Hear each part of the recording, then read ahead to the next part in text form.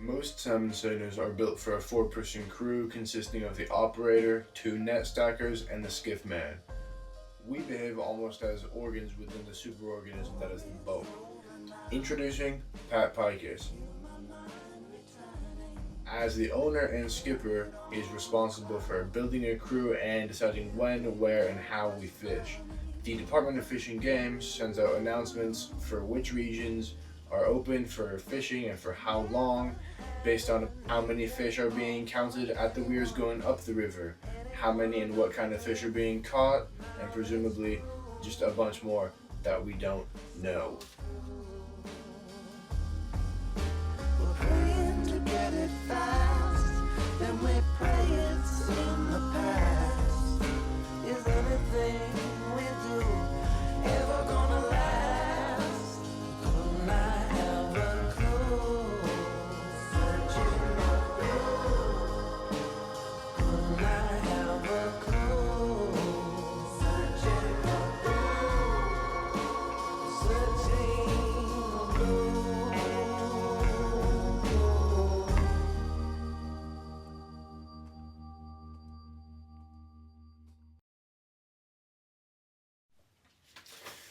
Pat pilots the boat while we're fishing and communicates to the skiff man about how to position the net to avoid obstacles and maximize the catch. This is Billy. As a skiff man, he stands at the helm all day every day, reacting to Pat's commands and towing the boat into position so that we can haul back the net after we've closed up. Jake and I are the stackers. Jake has a PhD in biochemistry and a master's in chucking corks. The belly of the boat houses the generator which powers the hydraulics, navigation and communication instruments along with the rudder, lights, appliances, and also chills the RSW, refrigerated seawater, fish hold to a brisk 32 degrees Fahrenheit. Oh God. The main engine drives the propeller solely. That's all it does, pretty much. I think. Our sleeping quarters are pretty minimal, which is fine, seeing it as though we only sleep like 4 or 5 hours a night, like 4 or 6, like maybe more here and there when traveling long distances, or we're between openers. So like if it opens at noon, but then like the other. Well, like, okay. So, like, if we're fishing somewhere and it closes at 9, and then we have to travel somewhere else that opens at noon, then we'll get, like, a little bit more sleep. You know what I'm saying? Like, we can sleep in a little bit, eat breakfast. That's luxurious.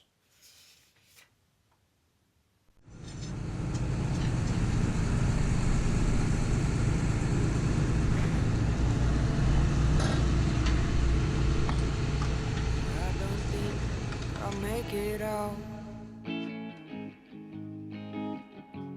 No, I don't think I will.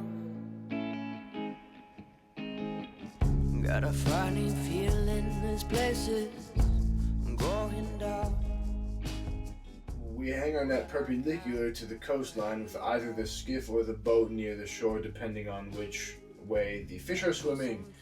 This is decided by either spotting groups of fish jumping in one direction or simply trying both ways and seeing which brings in a greater haul.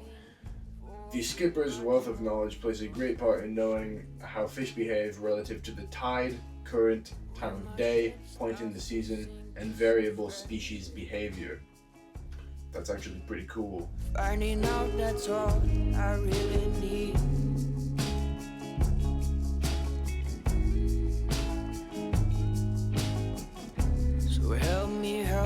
To make it out. The boat and skiff hold the net in the shape of a hook for between 20 to 30 minutes, during which the stackers prep the deck for hauling back by pitching extra fish into the hold, shoveling the kelp and jellyfish overboard, hosing down the deck, reconnecting the short tow, and grabbing a quick bite to eat while your rain gear dries off for a short moment if it happens to be not raining.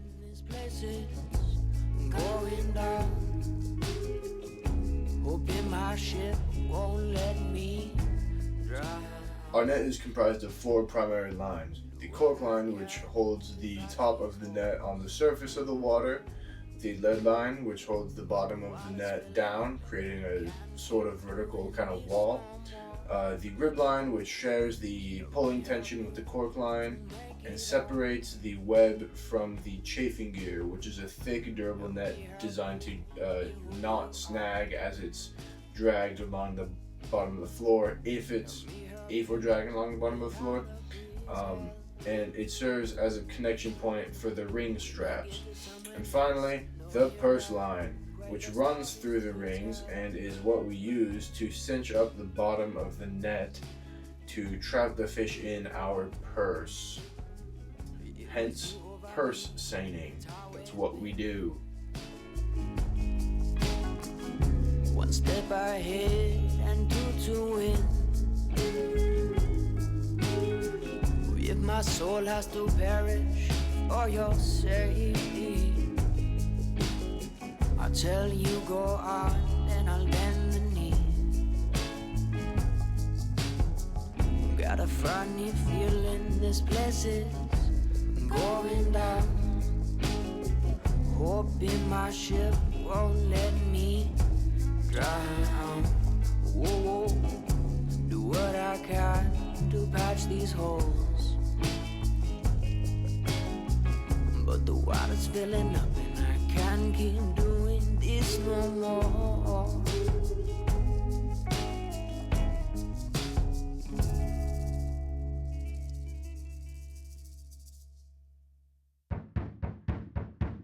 When the time comes, we suit up and get into position to receive the end of the net from the skiff. Billy hands me the end of the seine, which I start winching in as the deck monkey Evan gives the leash to the skiff. Once Jake connects the end of the net to the boat and secures the cork line to the bow, he releases the tow line and starts the power block, which pulls the seine out of the water and onto deck for stacking. I then start the purse block and feed the line through, which starts cinching up the purse. I then bundle up the end line, which Billy gave me, so that it's easier to reconnect to the skiff at the end of the set. It's around this point that Pat comes down from the wheelhouse to man the controls. I swap positions with the deck monkey so that I can stack leads and the deck monkey to do his deck monkey duties and help Pat. The first bit of the net has no rings or purse line as per regulation rules. Ideally, the king ring here and the end of the purse line come up at the same time so that all of the rings are nicely grouped and come up to the side of the boat nicely at a cool angle so that you can slip the ring hook in there like that. You see? The lead and cork stacks switch sides at this point so that the rings and purse line stack on top of the net so that they don't snag on stuff when we're deploying the net. The purse line is released from the block and feeds through the rings to be stacked into the net.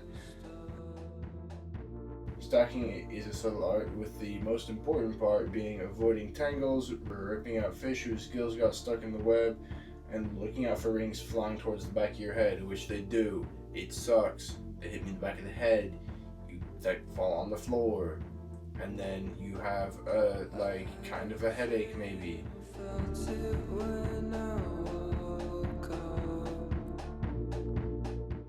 Pat hydraulically lifts the leads out of the water and on board towards the end of the set so the bag doesn't spill into the water, letting all the fish out. That would be really unfortunate. We just caught all these fish. We don't want to lose them.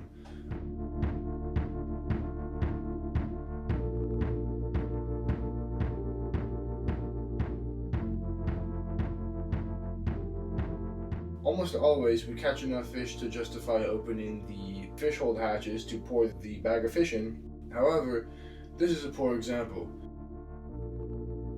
We return every boom, hook, and line to its original location, tidy up the end of the seine, hook up the tow line, hook up the skiff, and get ready to do it all over again.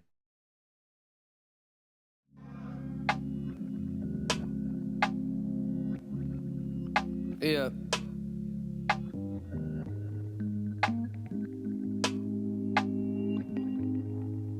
Well, Doesn't always go to plan. Whales can pop up and split the Seining nearly in two. Unmapped rocks lead to gnarly cluster snags, and sea lions rip holes in the webbing to try and get at your fish. One way or another, the net gets destroyed.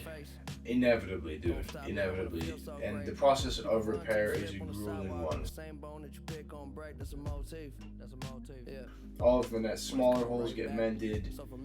Long rips get laced up for mending later. And major loss of web, like if like a bunch of it breaks and snaps, then you cut out a whole rectangular section of that net, a piece of patch web, and just like stitch a patch into it pretty much. Mending is it's a meditative puzzle, like worthy of its own video for real. Yawn. Just watch. Well, the sun is shining, I can look at the horizon. The walls keep getting wider, I just hope I never find them, my lord. Hey! Well, these are my wings. These are my wings. Yeah, these are my wings.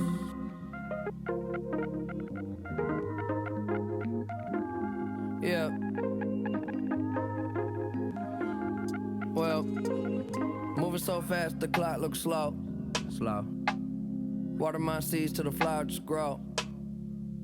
Yeah, love so much that my heart get broke. I don't really know how the normal shit go. So, I guess I just play it by ear. Silence is all that I hear. Listening close as I can. Growing up, 1, 2, 3. Jump. Nobody holding my hand, no. Trust is a problem, never knew how. Yeah. That's why I just keep to myself, get what I need, and I'll be out. Who can search the universe with me? Lucifer's human, so are we. All I ever want is what I need, and that don't include your time and company. Follow me, we on the up and up. Remember when I owed $100? Now I look around like, what the fuck? If you don't fuck with me, you fucking up. I know I need to watch my temper, so I don't ever gamble on the weather. But I just watch, wow, the sun is shining, I can look at the horizon. The walls keep getting wider, I just hope I never find them, no.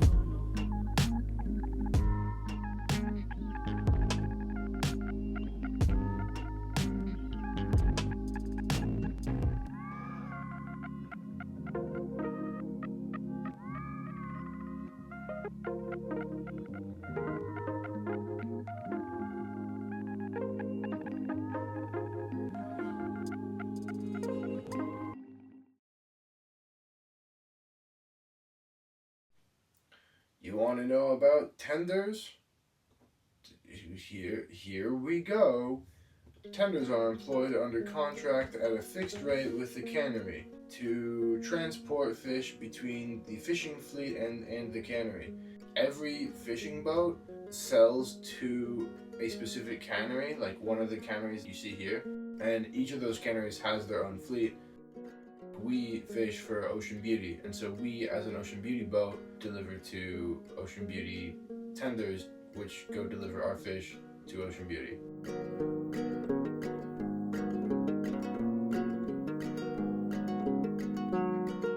It is Pat's job to coordinate with the tender fleet director and a tender's captain to arrange a meeting place to anchor up and offload our fish at the end of every day, or at the end of every other day if we catch much less than our 55,000 pound capacity tank.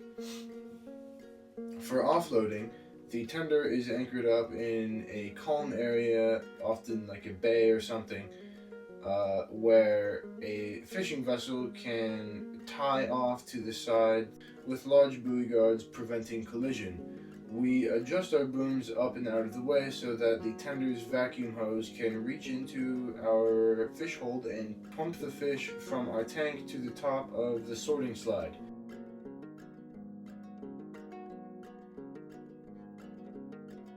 2 of our men and 1 to 2 of their men, if they have any, stand on either side of the sorting slide and throw different species of fish into their corresponding bins for weighing.